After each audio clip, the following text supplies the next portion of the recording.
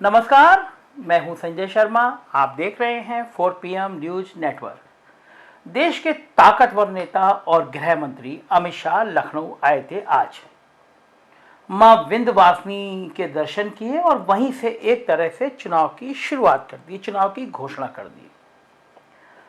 आज जमकर उन्होंने योगी आदित्यनाथ जी की तारीफ करी और कहा कि उनके कामकाज में माफियाओं की कमर टूट गई है, डेवलपमेंट की लाइनें बिछ गई हैं और जितनी तारीफ वह योगी आदित्यनाथ की कर सकते थे, उन्होंने योगी आदित्यनाथ की तारीफ करी। अब आपके मन में एक सवाल ये उठ रहा होगा, मैंने पहले भी बोला था कि आज अखबारों में करोड़ों रुपए, लाखों करोड़ों रुपए के विज्ञापन छपे हैं। गृह मंत्री जी जिन कार्यक्रम की शिलान्यास करने आए थे, उस कार्यक्रम के विज्ञापन छपे हैं। लगभग कमोबेश सभी अखबारों में बहुत बड़े बड़े विज्ञापन हैं। शायद अगर सारे एडिशन में दिया होगा अखबार, तो ये अखबार के करोड़ों रुपए में चला जाएगा विज्ञापन।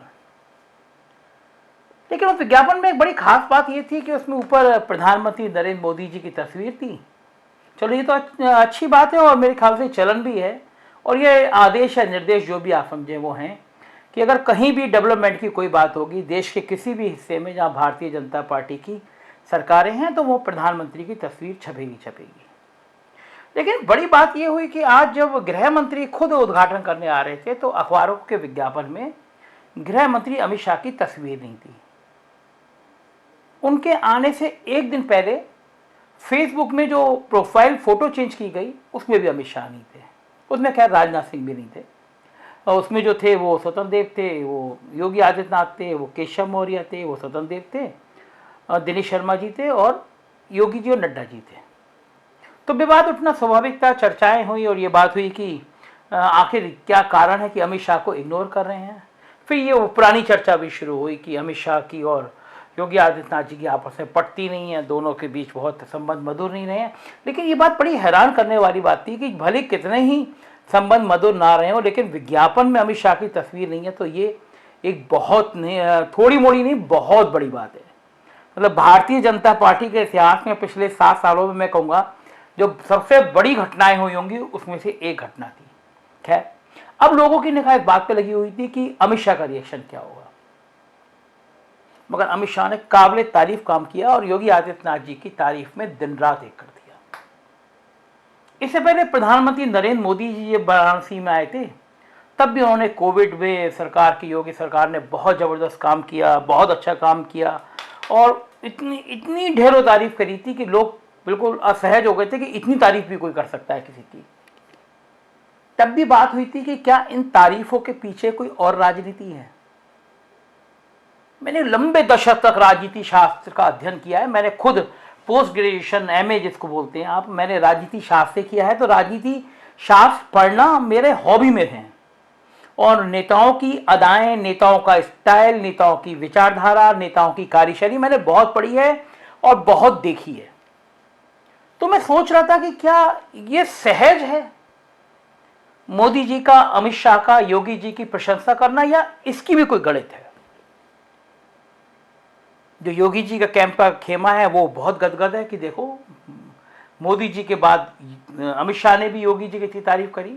करनी भी चाहिए, फायर ब्रांड नेता हैं, भारतीय जनता पार्टी के हिंदुत्व के ब्रांड हैं, तो करनी भी चाहिए। नंबर 2 बात, अगर अमित शाह और नरेंद्र मोदी जी योगी जी से खुश नहीं होंगे, तब भी वो योगी जी की इतनी ही तारीफ करेंगे। ये भी एक महत्वपूर्ण लाइन है राजनीति की। येदियुरप्पा जिस दिन हटे उस दिन नवभारत टाइम्स के पहले पेज पे खबर छपी थी, JP नड्डा का बयान छपा था। कहा था येदियुरप्पा एक्सीलेंट काम कर रहे हैं, बहुत अच्छा काम कर रहे हैं। आप लोग पता नहीं मीडिया से पता नहीं कहां से खबरें ले आते हैं, कोई मतलब ही नहीं येदियुरप्पा को हटाने का। सुबह खबर छपी क्योंकि वो एक दिन पहले का रात का बयान था, तो अगले दिन छपता है अखबारों में। सुबह खबर छपी और दोपहर के बाद येदियुरप्पा का इस्तीफा हो गया। अगर बीजेपी में सब कुछ सहज है, अगर बीजेपी में योगी जी और अमित शाह की आपस की केमिस्ट्री ठीक है, अगर बीजेपी में मोदी जी और शाह जी की, योगी की तारीफ करना सब कुछ ठीक है, तो फिर आज के अखबार के विज्ञापनों में अमित शाह की फोटो क्यों नहीं लगी। पूरे भारतीय जनता पार्टी के अंदर भूचाल आ गया। ये ऐसी बातें हैं जो उत्तर प्रदेश की मीडिया से आप सपने में भी उम्मीद नहीं कर सकते, वो ये पॉइंट आउट कर सकते हैं। देखिए, दो कारण हैं। एक तो चूंकि बड़े बड़े अखबारों को सबको लाखों करोड़ों का विज्ञापन मिला है, इसी बार यही वाला विज्ञापन मिला है, तो अपने अखबार में लाखों रुपए का विज्ञापन छाप के आप ये तो पूछ नहीं सकते खबर में कि अमित शाह की फोटो कहाँ है। जाहिर है अगली बार विज्ञापन नहीं मिलेगा। टीवी चैनल को पिछले एक साल में लगभग 160-180 करोड़ का विज्ञापन दिया गया है, तो टीवी चैनल भी सवाल नहीं उठा सकते कि साफ विज्ञापनों में अमित शाह कहाँ है। तो सवाल कौन उठा सकता है? मैं घमंड नहीं कर रहा, लेकिन सवाल सिर्फ 4 PM उठा सकता है। मैं ही उठा सकता हूं सवाल, बावजूद इसके कि मुझे पता है कि सवाल उठाने के खतरे कितने हैं। भुगत रहा हूं मैं 3-4 सालों से। 6 इंस्पेक्टरों की टीम ने मेरी जांच करी 2 साल तक। कभी मेरी फाइल ईडी को भेज दी गई, कभी STF मेरे पीछे लगा दी गई, कभी धमकियां, अब दफ्तर पे हमला, मेरे विज्ञापन रोक दिए गए, मुझे क्रैश करने की कोशिश की गई, और 1 महीने से फिर कोशिश चल रही है किसी तरह यूट्यूब चैनल बंद हो जाए। तमाम बड़े बड़े अफसर साजिश कर रहे हैं, लेकिन मैं क्या करूं, मेरी मजबूरी है। क्या मैं आपको ये बात ना बताऊं, ये पॉइंट आउट ना कहूं कि आज जो लाखों करोड़ों का विज्ञापन छपा है उसमें अमित शाह की फोटो नहीं है? क्या ये राजनीति की, उत्तर प्रदेश की राजनीति की बड़ी खबर नहीं है? क्या मैं चुप होकर बैठ जाऊं, डर जाऊं और ये बात का सवाल ना उठाऊं?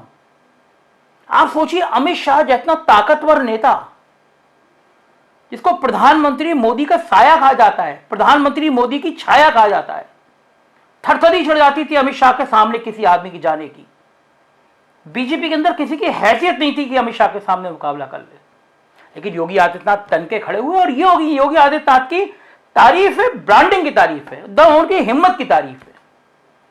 मेरे मित्र हैं जो योगी आदित्यनाथ को पसंद नहीं करते, वो भी कहते हैं यार पूरे देश में एक बीजेपी के नेता नहीं था जो मोदी को और अमित शाह के सामने खड़ा हो सके, तन के जवाब दे सके, जन के उनको कट आउट कर सके। योगी ने करके दिखा दिया। अब इंटरनल उनकी राजनीति हो ना हो, उनकी आपस की लड़ाइयां हो ना हो, लेकिन लखनऊ से दिल्ली तक, दिल्ली से बंगलौर तक, बंगलौर से कश्मीर तक, और कश्मीर से बंगाल तक, और बंगाल से वसुंधरा राजे तक, और वसुंधरा राजे से लेकर शिवराज सिंह चौहान तक चर्चा इसी बात की है कि योगी ने अमित शाह को और नरेंद्र मोदी को कट कर दिया।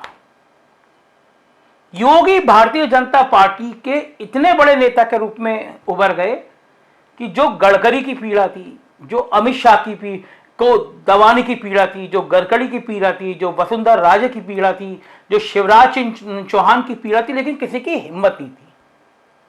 तो ये वाला कैंप योगी आदित्यनाथ में वो विकल्प देख रहा है कि जो जम के खड़े होके मोदी को और शाह को चैलेंज कर सकते हैं, वो नेता की छवि देख रहा है योगी आदित्यनाथ में।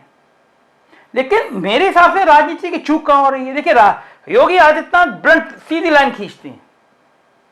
जिस तरह अमित शाह और नरेंद्र मोदी योगी जी की तारीफ में कोई कसर नहीं छोड़ते कि होगी यार अपनी इंटरनल राजनीति, शतरंज है, हम जब चाहेंगे यहां का मोहरा यहां उठाएंगे और यहां का मोहरा यहां उठा के पीट देंगे।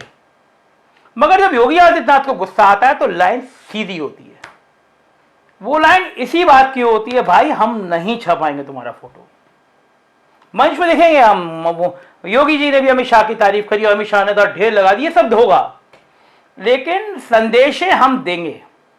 और योगी जी का नाराजगी इस संदेशे को, इस बात को लेकर है कि मोदी जी ने, जेपी नड्डा ने, अमित शाह ने अभी तक नहीं कहा कि हम प्रचंड बहुमत से जीतेंगे तो योगी आदित्यनाथ ही हमारे मुख्यमंत्री का चेहरा होंगे।